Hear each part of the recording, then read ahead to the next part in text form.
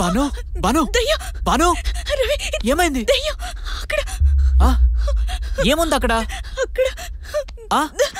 ఏమైంది బాను?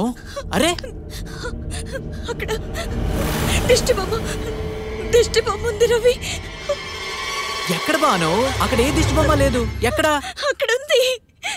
అక్కడ నువ్వు అనవసరం కంగారు పడతావు. ఏముంది అక్కడ? దిష్టి బొమ్మ ఉంది రవి. అక్కడ ఉంది. అక్కడేం లేదు కదా.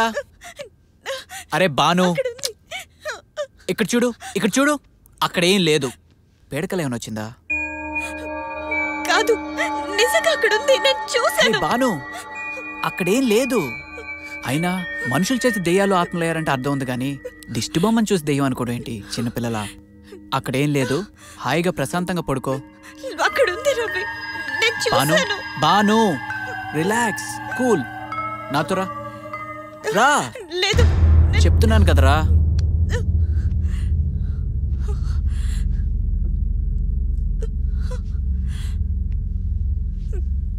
అదిగో అదేనా? అదే.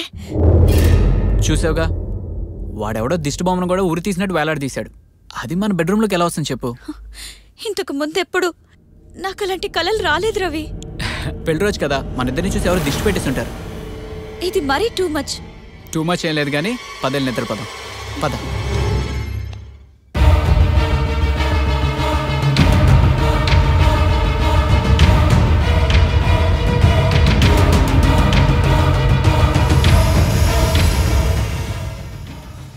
ఏమీ ఆలోచించకుండా హాయిగా పడుకో.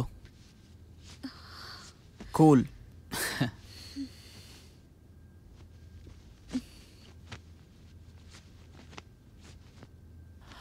అందుకే ఎక్కువ వర్క్ చేయొద్దు అని చెప్పేది.